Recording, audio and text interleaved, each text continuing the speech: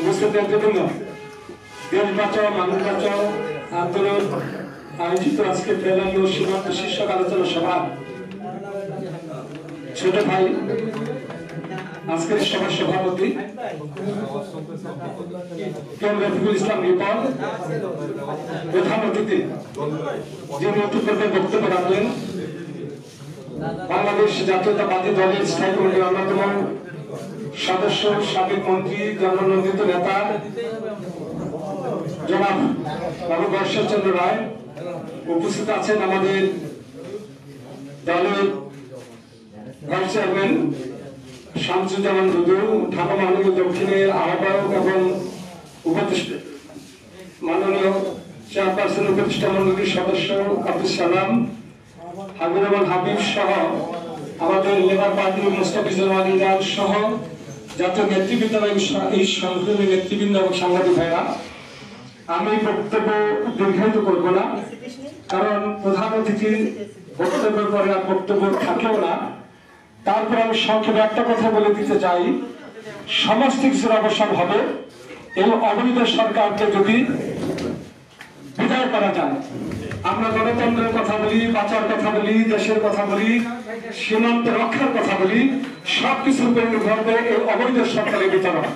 কারণ এই সরকারের কোন ক্ষমতা, এই সরকার অবৈধভাবে এসেছেন, তার কোনো বৈধতা নাই।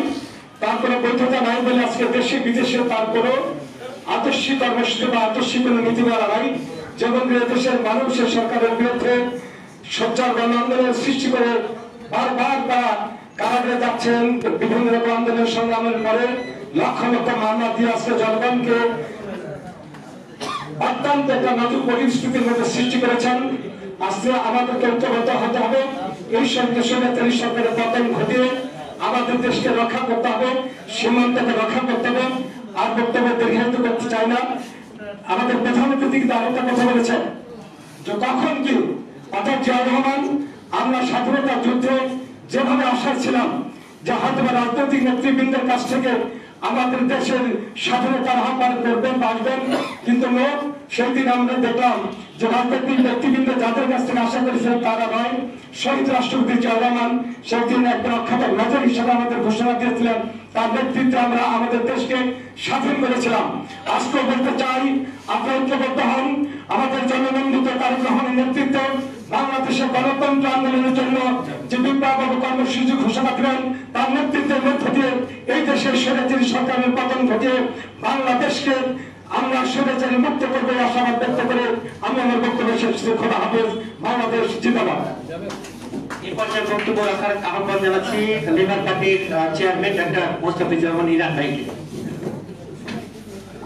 দেশ বাঁচাও মানুষ বাঁচাও আন্দোলনের সভাপতি রফিকুল ইসলাম রিপন, আজকের এই সভার প্রধান অতিথি, বরেণ্য রাজনীতিবিদ, জাতির দুর্দিন 1/11-এর সময় যাকে ডাক দেওয়ার সাথে সাথে পেয়েছি এবং তৎকালীন সময়ে যিনি জাতীয়তাবাদী শক্তির মুখপাত্র হিসাবে আবির্ভূত হয়েছিলেন, বিএনপির স্থায়ী কমিটির সদস্য বাবু ঈশ্বরচন্দ্র রায়, বিএনপির ভাইস চেয়ারম্যান শামসুজ্জামান দুদু, চেয়ারপারসনের উপদেষ্টা এবং মহানগর দক্ষিণের সভাপতি আব্দুল সালাম, হাবিবুর রহমান হাবিব, অ্যাডভোকেট আব্দুল সালাম, শামীমুর রহমান শামীম সহ জাতীয় নেতৃবৃন্দ, সাংবাদিক বন্ধুরা, আসসালামু আলাইকুম ওয়া রাহমাতুল্লাহ। সাংবাদিক বন্ধুরা, আমি আসলে আসার পিছনে অন্যতম একটা কারণ হচ্ছে কালকে আমার একটা প্রোগ্রাম আছে, লেবার পার্টির একটা প্রোগ্রাম আছে। ফেলানি দিবস হচ্ছে কালকে। এই দিনে আমরা ফেলানি আসলে আমাদের কাছে অনেক বড় কোনো একটা বিষয় না, আমরা এটাকে একটা সিম্বল হিসেবে নিয়েছি। ফেলানি হচ্ছে একটা সিম্বল, একটা প্রতীক। তিনি হচ্ছে আগ্রাসনের প্রতীক। সেই আগ্রাসনের প্রতীক ফেলানি দিবসে আমরা আগ্রাসন বিরোধী একটা কনভেনশনের আয়োজন করেছি জাতীয় প্রেস ক্লাবে সকাল 10টায়। আপনারা সবাই থাকবেন। আপনারা জানেন যে এই ফেলানির হত্যার পরেও কিন্তু শত শত বাংলাদেশি মানুষকে হত্যা করা হয়েছে। সর্বশেষ বিএনপি 2টা জেলাতে বিক্ষোভ সমাবেশ করেছিল এই সীমান্ত হত্যা নিয়ে। একটি হচ্ছে সিলেট আর একটি হচ্ছে লালমনিরহাট। লালমনিরহাটে সর্বশেষ যে 2 জন বাংলাদেশিকে হত্যা করা হয়েছে, আজকে 57তম দিন, এখন পর্যন্ত ওই লাশ দুটিকে ফেরত দেওয়া হয়নি। এবং বাংলাদেশের নববর্ষের এই যে 2022 সালের যে দিনটি শুরু হয়েছে, 1 জানুয়ারি শনিবার, সে দিনটিতেও সিলেট সীমান্তে একজন বাংলাদেশিকে হত্যা করেছে বিএসএফ। এই খুনি বিএসএফ এর বিরুদ্ধে জনমত তৈরির জন্য আমরা শুধুমাত্র সীমান্ত আগ্রাসন নয়, ভারতের পানি আগ্রাসন, ভারতের অর্থনৈতিক আগ্রাসন, ভারতের রাজনৈতিক আগ্রাসন, ভারতের সর্ব আগ্রাসনের বিরুদ্ধে শুধু ভারত নয়, মিয়ানমারও আমাদেরকে আগ্রাসন চালাচ্ছে। আমাদের দেশে ইয়াবা দিয়ে, আমাদেরকে রোহিঙ্গা দিয়ে বাংলাদেশের একবারে রাস্তে নাবুদ করেছে। সংগ্রামী বন্ধুরা আমার, আপনারা জানেন যে ভারতের বিজেপির নেতা সুব্রমণিয়াম স্বামীর একটা বক্তব্য, তিনি বলেছিলেন যে ভারতের উচিত বাংলাদেশে হামলা করে দখল করে নেওয়া। তিনি এমন এক জঘন্য বক্তব্য দিয়েছেন, বাংলাদেশের কোনো প্রতিক্রিয়া আমরা দেখিনি। ঠিক একইভাবে আমরা দেখেছি 2009 সালে আওয়ামী লীগ ক্ষমতায় আসার পরে ভারতের একটি অনুষ্ঠানে পররাষ্ট্রমন্ত্রী তৎকালীন দীপুমণি তাকে উপস্থিতিতে বলেছিল এক ভারতের এক শীর্ষ কর্মকর্তা বাফার স্টেট বাংলাদেশকে। বাফার স্টেট শব্দের অর্থ হচ্ছে অসভ্য রাষ্ট্র। সেই অসভ্য রাষ্ট্র বলার পরে স্বরাষ্ট্রমন্ত্রী এতটুকু বোঝার মতো ক্ষমতা ছিল না, প্রতিবাদের কোনো সাহস ছিল না, তিনি এটা এড়িয়ে গিয়েছেন। পরবর্তীকালে আমার দেশ পত্রিকার মাধ্যমেই কিন্তু বাংলাদেশের মানুষ জানতে পেরেছিল। সংগ্রামী বন্ধুরা আমার, বাংলাদেশে আওয়ামী লীগ হিন্দুদেরকে, তারা যদি বাংলাদেশে থাকতে পারে তাহলে ভোট পায়, আর যদি বাংলাদেশে থাকতে না পারে ভারতে গেলে তারা জমি পায়। এই হচ্ছে তাদের উদ্দেশ্য এবং লক্ষ্য। কিন্তু এদেশের যারা সংখ্যালঘু বলতে চাই না, আমরা দেশের সবাই ভাই ভাই। আমরা হিন্দু, মুসলমান, বৌদ্ধ, খ্রিস্টান বলতে আমরা কোন সাম্প্রদায়িক সংকীর্ণতা আমরা বিশ্বাস করি না। আপনারা জানেন যে আওয়ামী লীগ 1974 সালে এই রমনা কালী মন্দির বুলডোজার দিয়ে ভেঙে দিয়েছিল। আবার বেগম খালেদা জিয়ার সরকার ক্ষমতায় এসে আজকে যিনি প্রধান অতিথি বাবু গয়েশ্বর চন্দ্র রায়, তাদের নেতৃত্বে এই রমনা কালী মন্দির পুনর্নির্মাণ হয়েছে। আপনারা দেখেছেন যে এই গাইবান্ধার সাঁওতাল পল্লীতে কিভাবে পুলিশকে ব্যবহার করে, আইন শৃঙ্খলা বাহিনীকে ব্যবহার করে এই আওয়ামী লীগ তাদের বাড়িঘরে আগুন দিয়েছে। আপনারা দেখেছেন এই ব্রাহ্মণবাড়িয়া সহ সারা বাংলাদেশে কুমিল্লা, রংপুর সমস্ত জায়গাতে আওয়ামী লীগ এবং যুবলীগ, ছাত্রলীগের নেতা কর্মীরা আগুন দিতে গিয়ে ধরা পড়েছে। আর নাম দেওয়া হচ্ছে বিরোধী দলের বিএনপি, জামাত ইসলাম, লেবার পার্টির নাম বলা হচ্ছে। আজকে তারা বাংলাদেশকে একটি কুরুক্ষেত্রে পরিণত করেছে। এই ভারতের দাবেদার এই অপশক্তিকে ক্ষমতা থেকে নামানোর জন্য, ক্ষমতা থেকে হটানোর জন্য আজকে জাতীয়তাবাদী শক্তি, ধর্মীয় মূল্যবোধের বিশ্বাসী শক্তি, সকল শক্তির ঐক্যের মাধ্যমেই এই জালেমের পতন হবে। এবং সেদিন বেশি দূরে নয়, যেদিন বাংলাদেশের আকাশে সেই জাতীয়তাবাদী শক্তির বিজয় পতাকা উঠবে, তারুণ্যের অহংকার তারেক রহমান বাংলাদেশে ফিরে আসবে। দেশমাতা বেগম খালেদা জিয়ার নেতৃত্বে আমার একটি সমৃদ্ধশালী বাংলাদেশ গড়ার জন্য এদেশের যুব সমাজ আবার তাদের হাতে সেই কাজ দিবে, ছাত্ররা হাতে কলম নিবে, বাংলাদেশ সুন্দরভাবে একটি প্রতিষ্ঠিত হবে। সবাইকে ধন্যবাদ। বাংলাদেশ জিন্দাবাদ, বাংলাদেশ লেবার পার্টি জিন্দাবাদ, দেশমাতা বেগম খালেদা জিয়া জিন্দাবাদ। এই পর্যায়ে বক্তব্য নিয়ে আসবে হাবিবুর রহমান হাবিব, বিএনপি চেয়ারপারসন উপদেষ্টা। সমর্থন তো করতে হবে, ভালোই বিসমিল্লাহির রহমানির রহিম।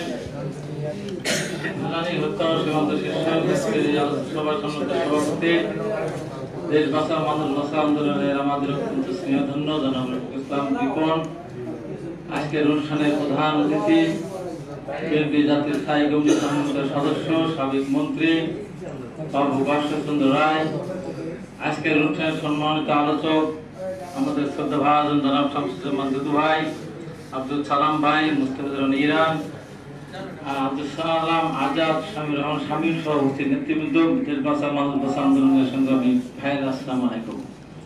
দাদা বক্তব্য দিয়েছেন, আর বক্তব্য দেওয়ার কোনো প্রয়োজন আছে বলে আমি মনে করি না। তো দাদাকে একটা ধন্যবাদ জানাই, উনি বক্তব্য শোনার জন্য উনি অপেক্ষা করছেন। ওনার কারণেই আমরা হয়তো আপনাদের সঙ্গে একটি কথা বলতে পারছি। আমি কথা বেশি দিকে যাব না, আমি শুধু কালকে মহাসচিবের বক্তব্য আমি টেলিভিশনে শুনলাম, আমি খুব কষ্ট পেয়েছি। মহাসচিব বলেছেন দেশ নেত্রী বেগম খালেদা জিয়া মারা গেলে আওয়ামী লীগের নেতাদের নামে মামলা হবে। আমি এটা মানতে পারি না। মহাসচিব বক্তব্য ঘুরিয়ে করতে চাই, দেশ নেত্রী বেগম খালেদা জিয়াকে এবং আমাদের প্রিয় নেতা জনাব তারেক রহমানকে মিথ্যা সাজা দিয়ে এই সরকার যে অন্যায় অপরাধ করেছে, এখনো দেশনেত্রী বেগম খালেদা জিয়াকে সুচিকিৎসার জন্য বিদেশে না পাঠানোর অপরাধে আওয়ামী লীগের প্রত্যেকের নামে মামলা হবে এবং সে বিচার বাংলাদেশের মাটিতে হবে। দেশনেত্রী বেগম খালেদা জিয়া ইনশাআল্লাহ এই বাংলাদেশের মানুষের আবার একটা সুন্দর দেশ উপহার দেওয়ার জন্য উনি আমাদের মাঝে ফিরে আসবেন। আমার ভাই মুস্তফা ইরান যেটা করেছেন তার প্রতিবাদ করি। বিএসএফ এর বিরুদ্ধে আমি জনমত করবো কেন? আমাকে জনমত করতে হবে এই সরকার, চোর সরকার, ডাকাত সরকারের বিরুদ্ধে।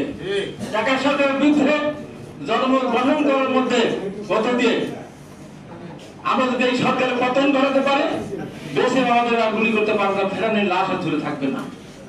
এর আগে বাংলাদেশ জাতীয় দল যখন ক্ষমতা ছিল তখন সেটা দেখিয়ে দিয়েছে। সবশেষে একটি কথা বলতে চাই, আমাদের নেতৃবৃন্দ খুব খুশি মেজাজে তারা বলেন, একবার তত্ত্বাবধায়ক সরকারের বিধান বাতিল হয়েছে, কোর্ট লাশ চলে গেছে কবরে, ওই লাশ আর উঠানো যাবে না, তত্ত্বাবধায়ক সরকার আসবে না, দলীয় সরকার নির্বাচন করতে হবে। আমি তাদের উদ্দেশ্যে বলতে চাই, জন্ম যখন হয় তারপরে যখন মারা যায়, জন্ম যেটা ছিল না সেইটা যদি হতে পারে, আর যেটা ছিল সেটা হবে না কেন? তত্ত্বাবধায়ক সরকার তো বাংলাদেশে ছিল না। আপনাদের আন্দোলনের মধ্যে দিয়েও দেশনেত্রী বেগম খালেদা জিয়া জনগণের স্বার্থে সেদিন তত্ত্বাবধায়ক সরকার বিধান সংবিধান সংশোধন করেছিলেন। আমাদের নেতা বিএনপি ভারপ্রাপ্ত চেয়ারম্যান জনাব তারেক রহমানের নেতৃত্বে অবশ্যই আগামী নির্বাচন নিরপেক্ষ তত্ত্বাবধায়ক সরকারের অধীনে হবে এবং নিরপেক্ষ তত্ত্বাবধায়ক সরকার দিয়ে আরো বাপ বাপ বলে আব্বা বলে ডাকবেন বলে আমি মনে করি। বাংলাদেশের মানুষ আপনাদের সবাইকে ধন্যবাদ। আসসালামু আলাইকুম। এই পর্যায়ে বক্তব্য নিয়ে আসবেন আমাদের সকলের প্রিয় আন্দোলন সংগ্রামের অন্যতম প্রতীক, যিনি যৌবন বয়সে যুদ্ধ করে বাংলাদেশের মানুষের স্বাধীনতা এনে দিয়েছিলেন, যে স্বাধীনতা আজকে বনবাসে গিয়েছে, আমাদের সকলের প্রিয় ঢাকা মহানগর দক্ষিণের বিপ্লবী আহ্বায়ক বীর মুক্তিযোদ্ধা জনাব আব্দুল সালাম ভাই তার বক্তব্য নিয়ে আসবেন। আজকের এই সভার সংগ্রামী সভাপতি বিপদ উপস্থিত আছেন, আজকের প্রধান অতিথি সাবেক মন্ত্রী, বিএনপি স্থায়ী কমিটির অন্যতম সদস্য অনর্বশী বক্তা বাবু ঈশ্বরচন্দ্র রায়, উপস্থিত আছেন সাবেক ছাত্র নেতা বিএনপির অন্যতম ভাইস চেয়ারম্যান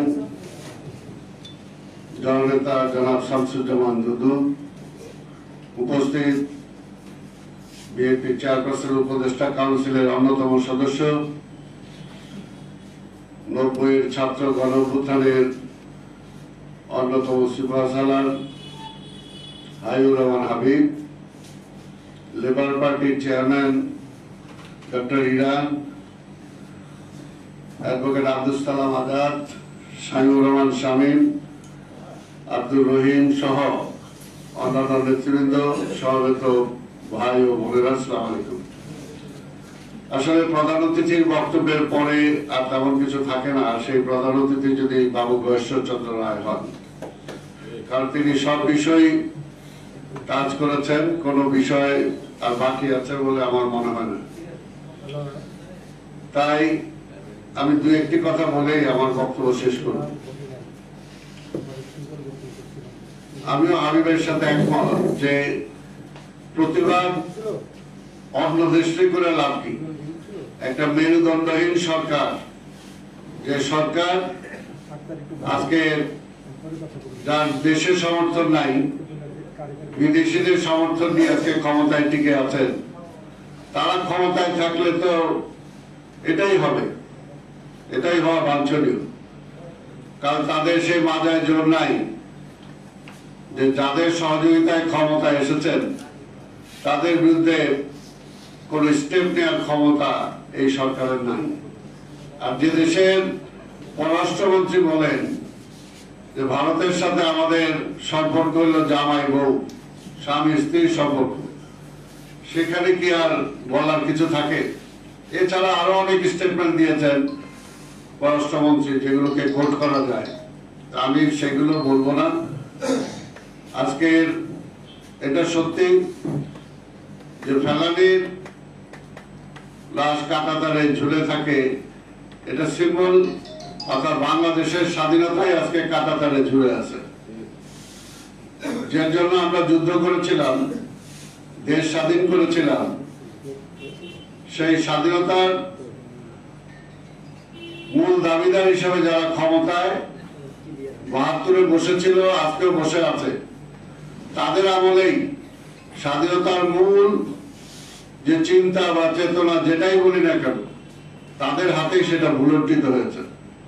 এবং এই দেশের জনগণ এই কারণেই কখনো আওয়ামী লীগকে সাপোর্ট করে না, কিন্তু বাই চান্স যে কোনো কারণেই, আমাদের ভুলের কারণে হোক, অন্য কোনো কারণে হোক, আজকে তারা ক্ষমতায়, কিন্তু জনগণের ভোটে তারা ক্ষমতায় নাই। জনগণ ৭৩-এর নির্বাচনে যখন তারা জোর করে ক্ষমতায় এসে এই দেশে বাকশালের নামে সেই সময় রাজতন্ত্র কায়েম করেছিল, একদলীয় শাসন কায়েম করেছিল, আজকেও ঠিক তেমনি ২০০৮ সালে সেই সময় সেনাবাহিনীর সাথে আপোষ করে যে ক্ষমতা নিয়েছিল যে আমরা ক্ষমতায় গেলে সব জায়েজ করে দিব, আপনাদের সকল অপরাধ মাফ করে দিব, তার এই ধারাবাহিকতায় এখনো তিনি ক্ষমতায় আছেন। জনগণের ভোটে নাই, জনগণের ভোট তাদের পক্ষে নাই বলেই আজকে কেয়ারটেকার সরকারের বিষয়ে তারা ভয় পায় এবং সেই নির্বাচনে তারা যেতে চায় না। তাই আমি বলবো যে আজকে তাই সর্বপ্রথম আমাদের দায়িত্ব হলো, ওর বাইরের অন্যদের দোষ দিয়ে লাভ নাই। আজকে এই সরকারের যত তাড়াতাড়ি আমরা ক্ষমতা থেকে নামাতে পারবো, তত তাড়াতাড়ি আমরা এই দেশকে আমরা মুক্ত করতে পারবো, তত তাড়াতাড়ি আমরা ফেলানির বিচার করতে পারবো। আজকে শুধু ফেলানি না, ভারতের অন্যান্য দিক দিয়ে আরো অনেক সীমান্ত আছে। কোন দেশের সীমান্তে এইরকম হত্যা হয়? বিবিসির জরিপে একটা দেওয়া হয়েছে যে আমাদের ২০১১ সাল থেকে ১২৩৬ জনকে সীমান্তে হত্যা করা হয়েছে। আজকে সবচেয়ে যে চিরশত্রু পাকিস্তান, ভারতের বর্ডার আছে, সেখানে কয়জন মারা গেছে? যায় নাই। বিএনপির আমলে কয়জন মারা গেছে? আজকে হিসাব করে দেখেন। সেই কারণে বলবো যে আজকের এই সরকার, এটা কোনো জাতীয় সরকার না, বিজাতীয় সরকার। এর কোনো জনভিত্তি নাই। বাংলাদেশের জনগণের ভোটে যেহেতু ক্ষমতায় আসে নাই, তাই জনগণের প্রতি তার কোনো দায় দায়িত্ব নাই। নির্বাচন হচ্ছে, মনে যে মানুষটা বলে কি মারতেছে কোনো নাই, বলে যে ১০ জন মারা গেছে, ১১ জন মারা গেছে, আর সরকার বলে, নির্বাচন কমিশন বলে তাদের কোনো দায় নাই। আর ওটা দায় নাই, তাহলে ক্ষমতা ছেড়ে দেয়। তাহলে চেয়ারে বসে আছে কেন? চেয়ারে যতক্ষণ বসে আছে, একটা মাছি মারা গেল, সেটার দায় তোমার। জোর করে চেয়ারে বসে আছে আর বলতেছে কোনোটা দায় দায়িত্ব নাই। আরেক সেক্রেটারি জেনারেল আছে আওয়ামী লীগের, প্রতিদিন নসিহত করে বিএনপির, প্রতিদিন। আর তার রাস্তায় প্রতিদিন মানুষ মারা যাচ্ছে, অ্যাক্সিডেন্টে মানুষ মারা যাচ্ছে, পরিবহনের কোনো নিয়ন্ত্রণ নাই, রাস্তাঘাট জাম, ঢাকা শহর আজকে অচল হয়ে গেছে। আর তারা বলতেছে উন্নয়নের জন্য নাকি বাংলাদেশ আগায় গেছে। কত শ্রম ঘন্টা ঢাকায় প্রতিদিন নষ্ট হয়, আজকে হিসাব নিতে গেলে দেখা যায়। আজকে এমপিরা বলে উন্নয়ন, আর উন্নয়ন তো তোমাদের হয়েছে। যারা উন্নয়নে এমপি, তাদের উন্নয়ন হয়েছে। জনগণের কি উন্নয়ন? আজকে 100% চলে গেছে। একে সরকারের উপর থেকে নিচ পর্যন্ত পার্সেন্টেজ খায়, আর খালি বলে হা ভবন, হা ভবন, হা ভবন। আর হা ভবনে এই পর্যন্ত পৃথিবীর বহু জায়গায় কোটি কোটি টাকা খরচ করেও তারেক রহমানের বিরুদ্ধে বা হা ভবনের ব্যাপারে কোনো কিছু উদ্ঘাটন করা যায় না। তারা প্রতিদিন চুরি করতেছে, প্রতিদিন আজকে বলতেছে বিভিন্ন জায়গায় জায়গায় আজকে বিদেশে পাচার হচ্ছে, পত্রিকায় আসতেছে, বিদেশে রিপোর্ট আসতেছে, ওগুলো সত্য না, ওগুলো সত্য না। আজকে চোর ডাকাত আজকে তারা ক্ষমতায় বসে আছে, আর তাদের ক্ষমতায় দীর্ঘায়িত করার জন্য আজকে সরকারের সকল প্রতিষ্ঠানগুলোকে তারা ধ্বংস করে দিয়েছে। আবার বলে আমরা নাকি বলি, আরে আমরা কি বলি? আজকে যে পুলিশের গালে যে কালিমা লাগছে সেটার জন্য দায়ী কে? আমি তো বলবো পুলিশরা, এটার জন্য দায়ী হলো হাসিনা, এটার জন্য দায়ী হলো আজকে সরকার। আজকে সেই সমস্ত প্রতিষ্ঠানের সবাই আজকে সেটার বিরুদ্ধে কথা বলা উচিত। আমরা ডিসেম্বর মাস পার হয়ে জানুয়ারিতে এসেছি, আমরা ঢাকা শহরে থাকি। এই রাজারবাগ পুলিশ লাইনে 25শে মার্চে সেই হত্যাযজ্ঞে কত পুলিশ সেই সময় শহীদ হয়েছে, মুক্তিযুদ্ধে কত পুলিশ শহীদ হয়েছে, তার উত্তরাধিকার আজকের এই পুলিশ হতে পারে না, যারা আজকে ফ্যাসিবাদের পক্ষে অবস্থান নেয়। তাই বলবো আজকের এই যুদ্ধটা শুধু বিএনপির যুদ্ধ না, এই যুদ্ধটা শুধু বেগম খালেদা জিয়া বা তারেক জিয়ার যুদ্ধ না, এই যুদ্ধটা হলো আমরা যারা এই দেশের স্বাধীনতায় বিশ্বাস করি, আমরা এই দেশের গণতন্ত্রে বিশ্বাস করি, মানুষের মৌলিক অধিকার ফিরিয়ে দেওয়ার বিশ্বাস করি, আমাদের সবার জন্য এই যুদ্ধ। কাজে সবাই দল মত নির্বিশেষে শ্রেণী পেশা হিসেবে যে যেখানে আছেন সবাইকে আজকে যুদ্ধে শরীক হতে হবে। এবং ইনশাআল্লাহ বিজয় আমরা দেখতে পাচ্ছি, এবং আওয়ামী লীগের পতন, নৌকার পতন কিন্তু শুরু হয়ে গেছে। এটা থেকে আর রক্ষা করা যাবে না। নৌকা কাই দিচ্ছে, এটা ডুবছে, ও ফরিদপুরেও ডুবছে, অন্য জায়গায় ডুবছে। পরিষ্কার কথা, আজকে নৌকার প্রার্থী দেয় কে? কে প্রার্থীতে দেয়? সিলেক্ট কে করে? শেখ হাসিনা সিলেক্ট করে। তার প্রার্থী, হাসিনার প্রার্থীকে মানুষ ভোট দেয় না। আমার বলে অনেকে, আরে দেয় না তো কি হয়েছে, আমারই তো আরেকজনে দিচ্ছে। কিন্তু তাইলে তুমি আরেকজনের মনোনয়ন দিতে ওইটাও ফেল করতো।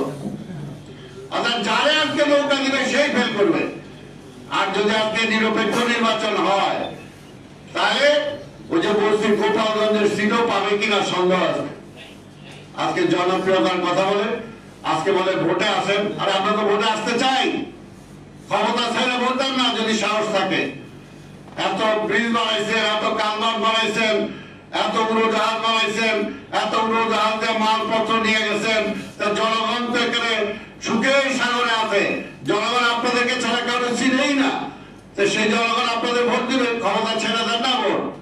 প্রধানমন্ত্রী থাকবেন, স্বরাষ্ট্রমন্ত্রী থাকবেন, পররাষ্ট্রমন্ত্রী থাকবেন, এমপিরা থাকবেন, তারপরে নির্বাচন হবে। আর ওই নির্বাচনে আমরা যাবো, আমাদের কি বোকায় পাইছে, বেকুলে পাইছে? আর সেটা হবে না। কোন অবস্থাতে পরিষ্কার কথা, ডায়লগ ফাইলগ কিছু বুঝি না। এক কথা ডায়লগ হবে যে কোন সরকারের অধীনে নির্বাচন হবে, তাহলে ডায়লগ হবে। আর কোনো ডায়লগ নাই। কিসের আবার ডায়লগ? তাদেরকে এক্সটেনশন দেওয়ার জন্য মিথ্যাবাদী যারা কথা দিয়ে কথা রাখে না। 2014 সালে কথা দিয়েছিল এরকম আরেকটা নির্বাচন দিবে, দেয় নাই। গত নির্বাচনের সময় বলছিল আমার উপর আস্থা রাখেন। যখন আমাদের নেতারা দেখা করতে গেছিল বলছিল আমার উপর আস্থা রাখেন, আমি গণতন্ত্র দিব, এবং ওই রকম একটা নির্বাচন দিব। কি নির্বাচন দিয়েছেন? দিনের ভোট রাত্রে নিয়ে গেছেন, আগের দিন নিয়ে গেছেন। ওনার উপর আস্থা রাখবো আমরা। যিনি আমাদের নেত্রী বেগম খালেদা জিয়াকে আজকে বিনা চিকিৎসায় মেরে ফেলতে চায়, ওনার উপর আমাদের আস্থা রাখতে হবে। মানে এতই পাগল হয়েছি আমরা, এতই দেউলিয়া হয়েছি আমরা। আমরা দেউলিয়া না, বিএনপি দেউলিয়া না। আজকে প্রমাণ করতে হবে রাজপথে, সবাই আমরা নেমে আসবো। আজকে আওয়ামী লীগ দেউলিয়া, এই দেশটাকে দেউলিয়ার পথে ঠেলে দিছে। এইখান থেকে দেশকে রক্ষা করতে হবে, উদ্ধার করতে হবে। সেই উদ্ধারের জন্য অনতিবিলম্বে যত কম সময়ের মধ্যে এদেরকে বিদায় করতে পারবো, ততই এই দেশের রক্ষা হবে। এক দফা এক দাবি, হাসিনা তুই কবে যাবে? অন্য কোনো কথা নাই, কোন বিষয় নিয়ে কোনো আলোচনা হতে পারে না। একটাই আলোচনা, কবে আপনি যাবেন, কবে ছাড়বেন ক্ষমতা, কবে নিউট্রাল গভর্নমেন্ট হবে, তার অধীনে নির্বাচন হবে। এটাই হলো আলোচনা। সেটা যে কারো মাধ্যমে হতে পারে, সেটা প্রয়োজনে জাতিসংঘের মাধ্যমে হতে পারে। কোনো অসুবিধা নাই, আমরা সবাইকে মানি, নিউট্রাল যে আছে সবাইকে মানি, আপনিও মানেন যদি অত হ্যাডম থাকে, অত জনস্রোত আপনার পক্ষে থাকে, কেউ নাই। আপনারা জানেন যে গতবার ওবায়দুল কাদের যেটা বলছিল, ক্ষমতা ছাড়ার পরে ওই পোটলা টোটলাও গুছানোর সুযোগ পাবে না, এটা হলো সত্যি কথা। সেই কারণে আমাদেরকে বলবো, কোনো হতাশার কথা বলবেন না, আশার কথা বলবেন। ইনশাআল্লাহ আগামী দিনে অবশ্যই আমরা জয়লাভ করবো, সেই জয় থেকে আমাদের কেউ পিছাতে পারবে না। এখন ঐক্যবদ্ধভাবে আমাদেরকে মাঠে নামতে হবে, এবং রক্ত অনেকে দিয়েছে, আমাদের পুরুষের আরেকবার দরকার রক্ত দিতে হবে। আজকে সালামিনে মারা হয়, সীমান্তে গুলি করা হয় না, আর সেই গুলি আমাদের বুকে আসে, আমাদের ছাত্র, আমাদের যুবক, আমাদের শ্রমিক জনগণের মধ্যে আজকে সেই গুলি করা হয়। আজকের এর প্রতিরোধ আজকে গড়ে উঠছে, এবং এই প্রতিরোধের মুখেই ইনশাআল্লাহ এই সরকারের বিদায় হবে। আপনাদের সবাইকে ধন্যবাদ। বাংলাদেশ জিন্দাবাদ। এই পর্যায়ে বক্তব্য নিয়ে আসছে বিএনপির ভাইস চেয়ারম্যান জননেতা জনাব শামসুজ্জামান দুদু ভাই। বিসমিল্লাহির রহমানির রহিম। সম্মানিত সভাপতি, সম্মানিত প্রধান অতিথি, আলোচক বৃন্দ, আসসালামু আলাইকুম। আসলে আমাদের প্রধান অতিথি